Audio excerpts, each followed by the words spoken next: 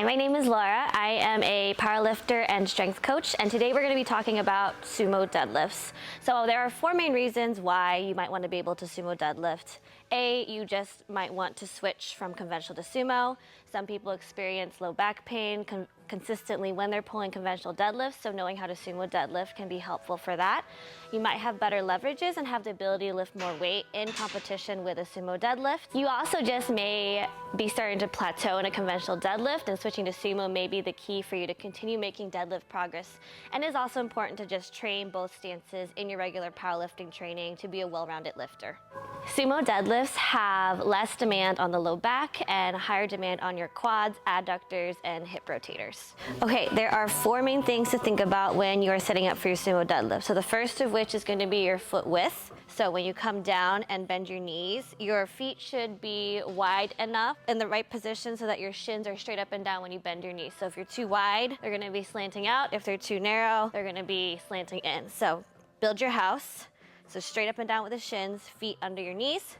Second thing to think about is your toe angle.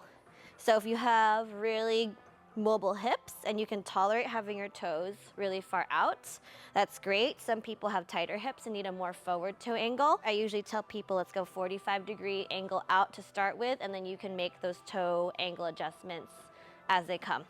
The third thing to think about is your hip height. So when you're coming down and getting your start position, you need to think about this staying under your shoulders but above the knees. So a big mistake I see when learning how to sumo deadlift is people want to get here. Sumo is not about sitting down as hard as we can. We want to still feel tension in our hamstrings and our hip rotators and our glutes and our quads. So that hip height position might be a little bit higher than you think. So to find that, I tell people, same as your conventional deadlift, let's hinge, bend the knees, keep the arms long as you grab the bar, and that'll be your hip height starting position.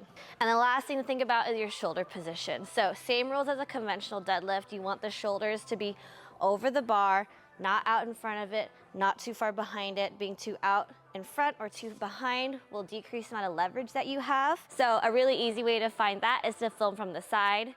And when you get your hip height position, the shoulder position tends to fall in place as well. So there are three main things that I see when people are switching to sumo deadlifts. There are some bad habits to correct. So the first of which is off the floor positioning or slack pull. So an exercise that I like to use for this are pause deadlifts. I like to implement pauses 1 inch off the floor for 2 counts. Now you can program pauses at any height of the deadlift for different reasons, but this one specifically is for off the floor positioning or slack pull practice. So pauses are gonna look like this. You're gonna come down to the bar, get tension, you're gonna push just so you're 1 inch off the floor, and then lock it out. All the way back down. So those are just going to really help reinforce feeling tension off the floor, coming into that pause position, which is typically a pretty hard position to hold, and just really reinforcing that position from the floor to the knees. So the next thing I'm going to show you is the Boris and or halting deadlift, which just helps with also off the floor positioning and just gives you more time in that floor to knee segment of the deadlift. So for your halting deadlifts, you're going to set up like you normally do with your stance, and then you're going to be pulling from the floor to your knees all the way back to the floor in the full lockout.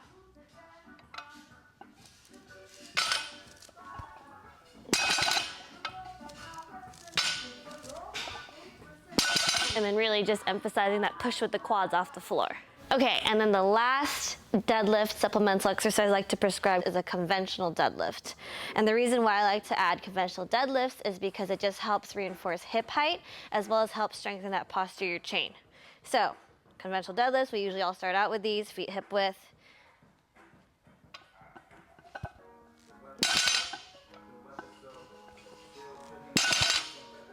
When selecting accessories for deadlifts, I like to think of 3 major muscle groups that I'm trying to strengthen. We have our posterior chain, our quads, and our adductors. So our posterior chain is our low back, our glutes, and our hamstrings.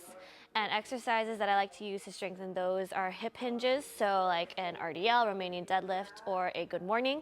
Or I like to use more isolation posterior chain motions as well, like a back extension or a reverse hyper.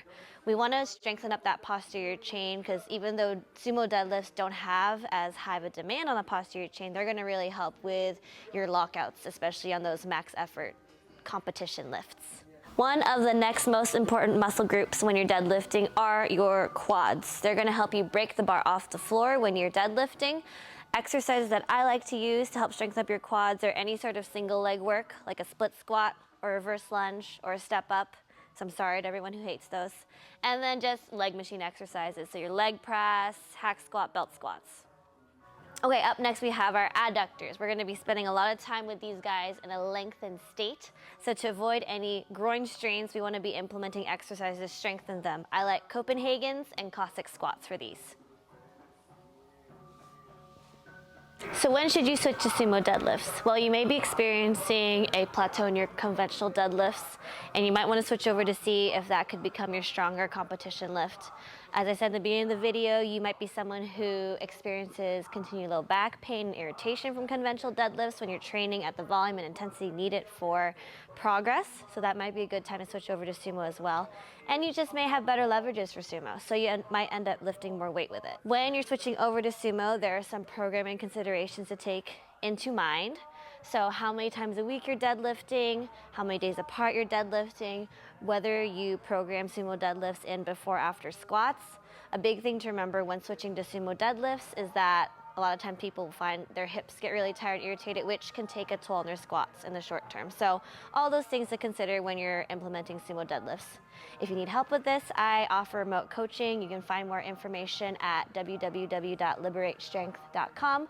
Find me on Instagram at LilLauraLifts or email me.